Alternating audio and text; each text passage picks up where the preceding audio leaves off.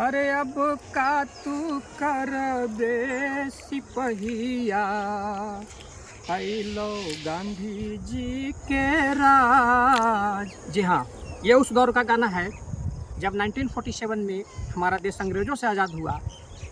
तो ये उनको गाना गाकर चिढ़ाया जाता था कि तुमने बहुत जुल्म कर ली, जुल्म की इंतहा हो गई, अब गांधी जी की राज आ गया, यानी कि देश आज़ाद हो गया है, अब आप वो जुल्म नहीं कर पाओगे।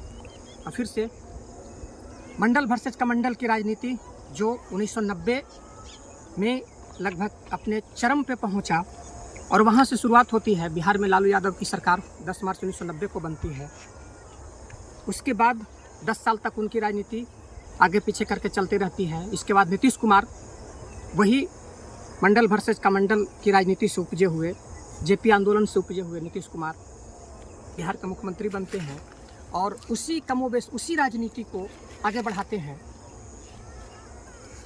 कर्पूरी और लोहिया के सपनों का भारत के दिशा में आगे बढ़ते हैं। लेकिन अब 2025 से 30 फिर एक बार नीतीश कुमार कंप्लीट नहीं हो पाया और नीतीश कुमार फिर से एक बार मंडल वर्सेस कमंडल की जो राजनीति थी 1990 में जो शुरुआत हुई थी वो 2025 गिरते पड़ते लड़खड़ाते हुए कंप्लीट करके और 2026 में आखिर इन्होंने दम तोड़ दिया।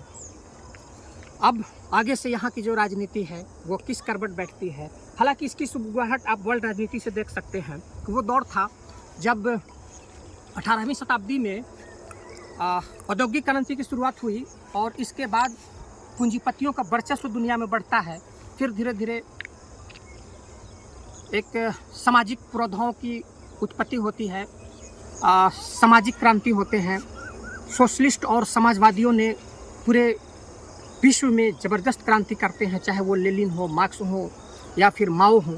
सशस्त्र क्रांति हो या वैचारिक क्रांति हो, ज़बरदस्त उफान पर रहा और समाजवाद की, साम्यवाद की एक विचारधारा बह पड़ी।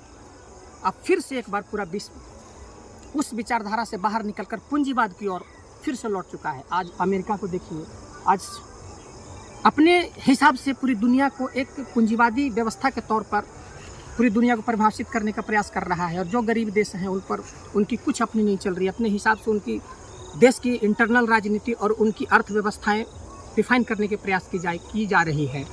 तो इसलिए अब ये बहुत अपेक्षा करना ये संभव अब नहीं है कि अब आप मंडल वर्सेस कमंडल की जो राजनीति है, अब वो मंडल की जो राजनीति है, यानी कि जो पिछड़े दबित शोषित को जो हक दिलाने की जो बात उठाने वाले जो लोग थे, ऐसे बुद्धिजीवियों की समाज में अब कमी होती जा रही है। सभी लोग समाजवाद को छोड़कर पूंजीवाद की ओर बढ़ रहे हैं। ऐसे में ये लाजमी था कि अब बिहार में भी ये जो मंडल वर्सेस कमंडल की जो राजनीति थी वो आज दम तोड़ चुका और नीतीश कुमार राज्यसभा के लिए जा रहे हैं। वहाँ क्या कर पाएंगे।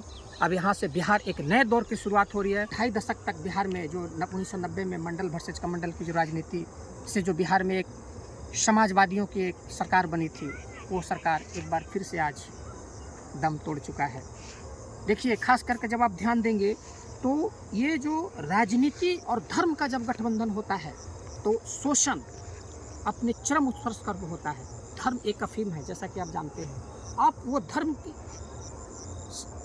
के नाम पर वो जो एक धर्म का जो अफीम है उसे खिलाकर आप इंसान से कुछ भी करा सकते हैं। और जब धर्म और राजनीति का गठजोड़ हो जाए, जब संगठन हो जाए, तो फिर पूरी दुनिया में किस तरीके से जुल्म होता है, किस तरीके से जुल्म की ही इंतहा होती है, आप अंदाज़ा लगाना आपको मुश्किल होता है। तो बहरहाल पहले जब पूंजीपतियों का एक दौर चला करता था तो तब की कविताओं में, तब के हम लोगों के पाठ्य पुस्तकों में पढ़ाया जाता था कि पूंजीवाद का किला जहान है कैद किए दासता की किला ठोक बेड़ियाँ लिए हुए, एक साथ एक बार तोड़ कर गिरा चलो, नव युवक मसाल से मसाल को जला चलो। शायद अब इनकी कोई जगह नहीं बची है, न विश्व राजनीति में बची है और न ही पाठ्य पुस्तकों में बची है, क्योंकि पाठ्य पुस्तक भी निर्धारित करने वाले अब कहीं न कहीं वही पूंजीपति वर्ग हो रहे हैं। वो सरकार बना रहे हैं, फिर पाठ्य पुस्तक क्या, किस बात की आप उम्मीद कर सकते हैं। तो एक तरीके से अब जो एक समाजवाद, एक